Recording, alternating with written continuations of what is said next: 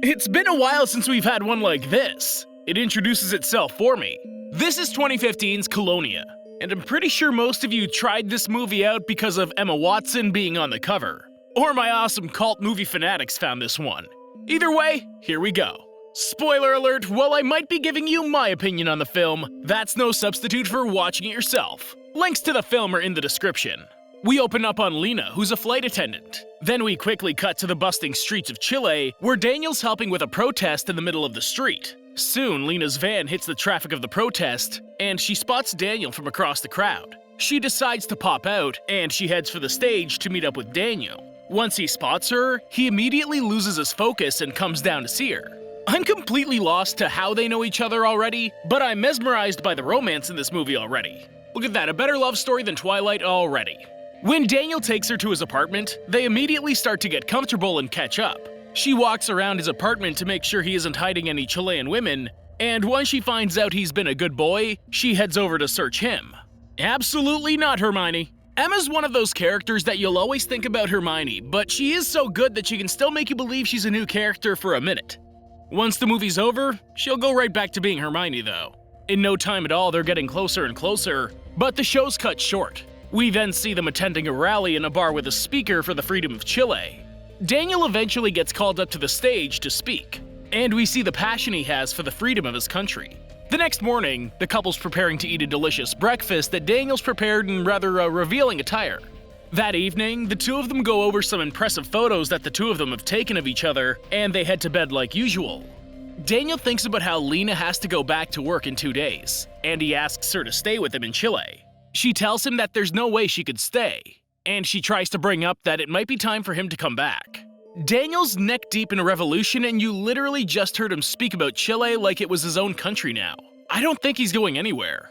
The next morning, Daniel gets a phone call that he assumes is his mother checking in. But it's actually another revolutionary that's warning him about a coup that's happening. Officials are on their way to arrest him since they found propaganda posters of his at the university. And he gets Lena to hurry and get ready to leave. The second they head downstairs, they see that the military is rounding up people in the streets, and they try to navigate the streets while taking photo proof of what's happening. Finally, they're noticed, and they're rounded up with the rest of the citizens. Once they get out of the compound, Daniel tries to notify the soldiers that they're foreign citizens, but that doesn't stop them from being processed like the rest of them. Once they're taken to a sports arena, a masked man is brought in by helicopter, and he points out which people are a part of the revolution. When he gets to Daniel, he points out that he made the posters and he's thrown into a van. Lena watches as they take off, and she's eventually taken back out to the city streets. What's she really going to do at this point? It wasn't even her apartment. She's pretty much stuck with either going back to work and putting Daniel on the back burner, or staying and exposing everything. What would you do? Meanwhile, Daniel's strapped to a bed while in some tighty-whities, and a Chilean dude is electrocuting him to get his accomplices. Lena decides to go get some other supporters to try and get some information on where they took Daniel. And she finds out that they took him to a colonia in the south. When she tries to get them to help her, they decide that what they're fighting for is bigger than Daniel. Back in torture camp, Daniel's finally reached the point that they decide to release him to a different official that tries a new tactic. This is the most extreme instance of good cop, bad cop. He went from electroshock therapy to a big dude caressing his face and whispering sweet nothings in his ear. I'd almost prefer the other guy at this point. When Lena tries to find out more and get official help, she's told that the colonia is respectable, and her best chance is to get in touch with her embassy. After the man hints to her that he's being bugged, he plays some music and they sit to talk. He tells her the true reasoning behind Colonia, and she asks if she could join them. He warns her that getting in isn't the hard part, it's the getting back out part that never happens. Well, that's not enough to sway our starstruck lover. She decides to throw away her whole career and life, and she asks the pilot to cover for her. She tries to tell him that she'll be on the flight in a week. This guy just told her that no one gets out of Colonia, and she's promising to be out in less than a week. Now that's the kind of confidence that gets you places, namely bad places. Eventually, she arrives at the gate, and she's greeted by a woman that lets her in instantly. As Lena's guided through the grounds, everything seems to be rather pleasant, but Lena doesn't buy it. God bless. God bless. Pull yourself together and stop crying now. The boy doesn't even get a God bless. He seems like the one that needs it right now. Next, Lena's taken back to a room to begin her orientation. She goes back to a room that has the same man that caressed Daniel. He invites her in, and she sits in the chair across from him as he continues to ask questions about her life journey to find God.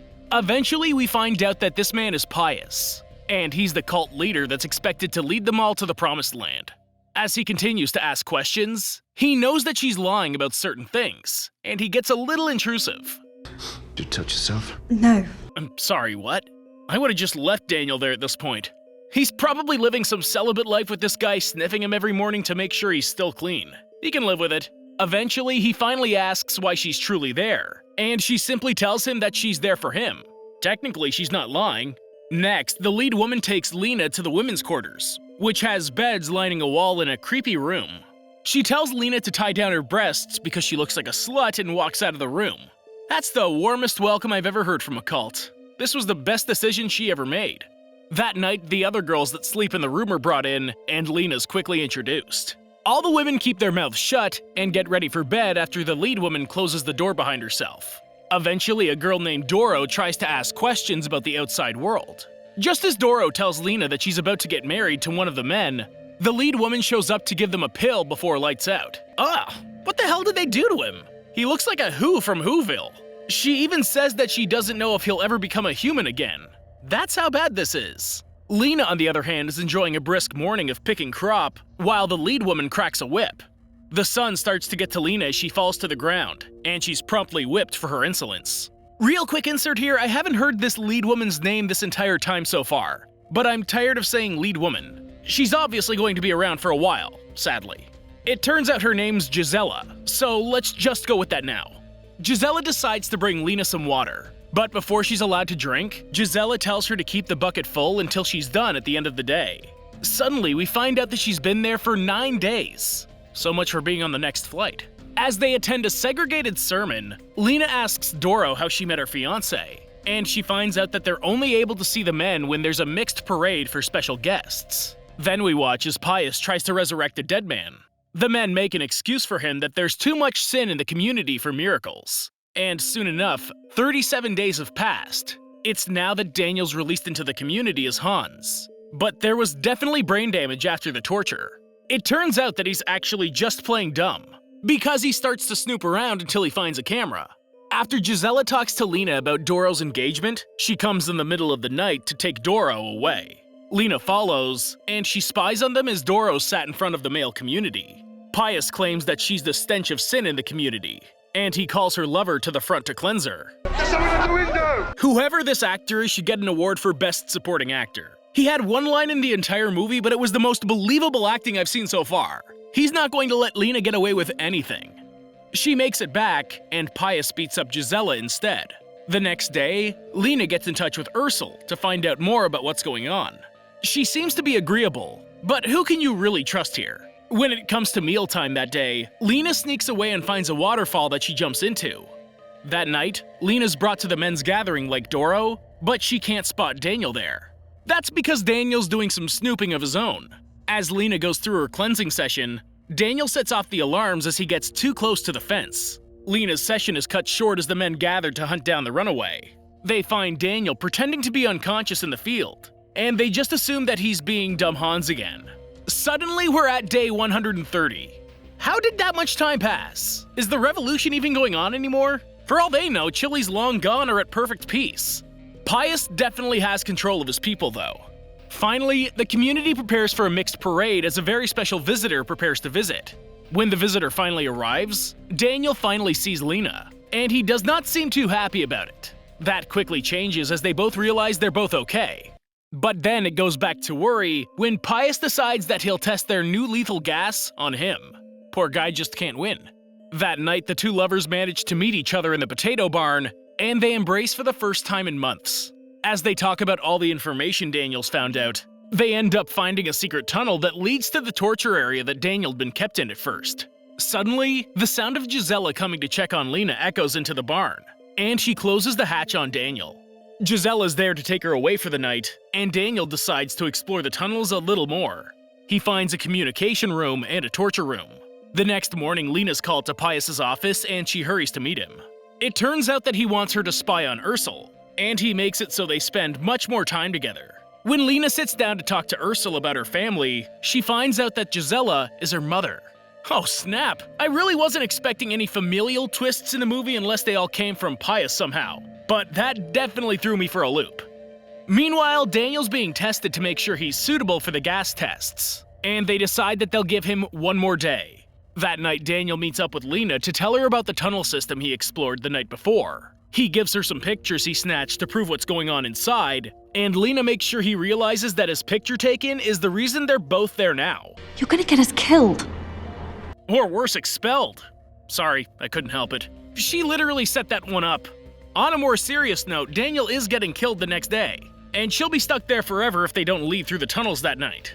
Lena hides Daniel in the hatch, and she quickly hides one of the photos under the bucket as she hears Gisela and Ursel show up.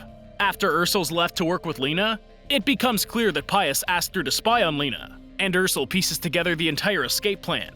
It turns out that Ursel's actually pregnant too. This story got really crazy really fast. I didn't even know who Ursel was a while ago, and now it turns out that she's a super pregnant spy. Amazing. When Gisela shows up again, she notices that Lena's been gossiping, and she tells her to move her things to the other side of the barn. That would mean Lena has to grab the photo that's under her bucket without getting caught though. Obviously, she gets caught, and she's taken for questioning with Pius. Daniel shows up while playing dumb, and he manages to plant evidence in his caretaker's book. After Pius dismisses everyone else, Gisela leads Lena back to the housing building, but Lena has other plans. She knocks out Gisela, and Lena and Daniel head for the potato shack to escape with Ursel. The entire compound sounds off as they search for the missing members, and the three companions escape through the tunnel system.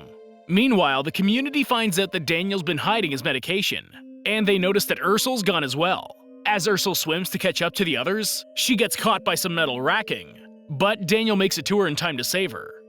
What just happened? This entire complex could be the setting for World War III, easily. Well, Ursel's dead obviously. Daniel and Lena go to leave before the sound of the tripwire alerts anyone else in the compound. They eventually make it to the road where they hitchhike back to the German embassy. They soon get brought back to meet with the ambassador, and they show them the pictures that he took of the facility. When they find out that they won't be on a flight for another week, Lena calls in a favor to her pilot friend, and she gets them on a flight that day. As they leave the embassy, it becomes clear that the Colonia has power all the way in the embassy. When they're driven to the airport, they're taken in a secret underground entrance, and things seem to be going well so far. Suddenly, Lena spots Pius shaking hands with the ambassador. With some quick thinking, Lena manages to get her and Daniel out of the room just as Pius shows up. As the pilot starts the plane, Daniel and Lena are in a high-speed chase to the plane, and they make it just in the nick of time. When the pilot finds out that his flight permit's been cancelled thanks to Pius, Lena talks him into ignoring this, and they take off anyways. Then, we get some fun facts. Wait, this was a true story? Why didn't it start off that way? It turns out that in almost 40 years of torture, only 5 cult members escaped. It turns out that even though the pictures had been leaked, nothing changed for years. He died in 2010 though. So this is another part of history to go and find out about now. It's amazing how much history just isn't taught or is brushed aside. No tragedy or victim should be forgotten, no matter what. Definitely check this one out. Thank you for watching, and I hope you enjoyed the video. Don't forget to like and subscribe for more like this one. Comment what you think I should watch next, and I'll see you in the next video.